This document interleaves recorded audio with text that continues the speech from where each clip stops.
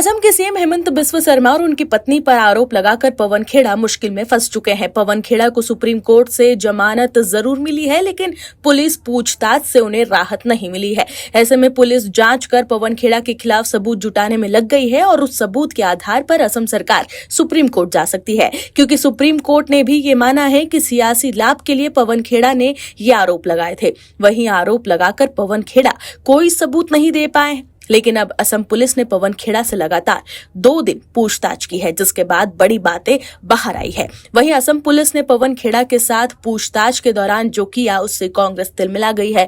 वहीं पवन खेड़ा जो press conference कर सीएम शर्मा की पत्नी पर फर्जी दस्तावेज के जरिए 3 देशों के पासपोर्ट रखने और विदेशों में संपत्ति होने का दावा कर रहे थे और ये कह रहे थे कि बंटी और बबली चुनाव बाद देश छोड़कर भाग जाएंगे, वो अब पुलिस कार्रवाई को देखकर बैकफुट पर नजर आ रहे हैं। क्या है खबर, बताते हैं आपको इस रिपोर्ट में। दर्शकों, को चुनाव जीतते ही सीएम हेमंत बिस्व शर्मा मिशन पर लग गए हैं। असम में यूसीसी की डेट आ गई है, तो वहीं पवन खेड़ा के खिलाफ भी पुलिस ने कार्रवाई तेज कर दी है। असम के मुख्यमंत्री हेमंत बिस्व शर्मा की पत्नी पर लगाए गए आरोप को लेकर कांग्रेस नेता पवन खेड़ा की क्राइम ब्रांच के सामने पेशी हुई है। उन्होंने कहा कि मुझे न्यायपालिका पर पूरा भरोसा है। वहीं कांग्रेस ने असम पुलिस पर पवन खेड़ा का उत्पीड़न करने का आरोप लगाया है।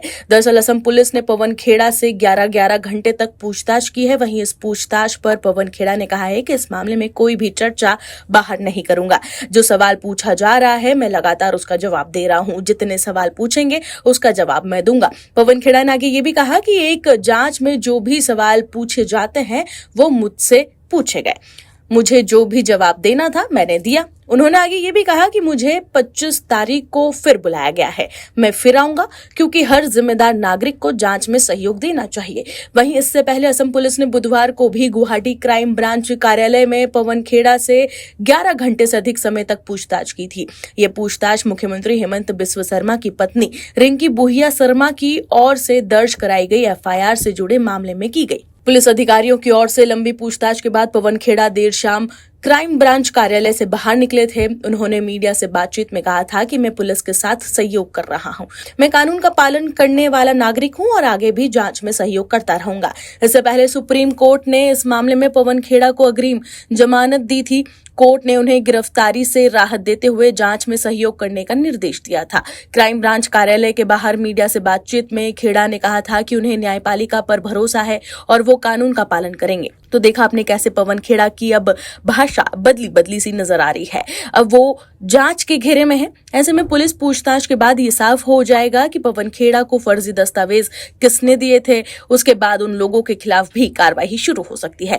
वहीं अर्थशास्त्री और बीजेपी नेता गौरव वल्लभ ने कांग्रेस नेता पवन खेड़ा और लोकसभा में नेता प्रतिपक्ष पर तीखा हमला बोला है।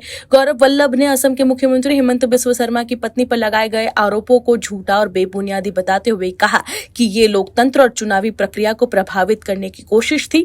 गौरव वल्लभ ने INAS से कहा कि पवन खेड़ा ने एक गैर राजनीतिक महिला पर झूठे भ्रम फैलाने वाले और आधारहीन आरोप लगाए। ये पाप करने जैसा है। इसका मकसद लोकतंत्र और संविधान को प्रभावित करना था। उन्होंने चुनावी प्रक्रिया को प्रभावित करने की कोशिश की। भारत की न्यायिक व्यवस्था में इस तरह के कृत्य के लिए जो भी सजा तय है वो उन्हें जरूर मिलेगी। वहीं जब गौरव वल्लभ से पूछा गया कि क्या इन आरोपों के पीछे राहुल गांधी का हाथ था, तो उन्होंने कहा कि मेरे पास इस बारे में कोई ठोस जानकारी नहीं है, इसलिए बिना तथ्यों के मैं किसी का नाम नहीं ले सकता। लेकिन जो भी लोग इसके पीछे होंगे उन्हें भारत की न्यायिक व्यवस्था के तहत कड़ी से कड़ी सजा मिलनी चाहिए।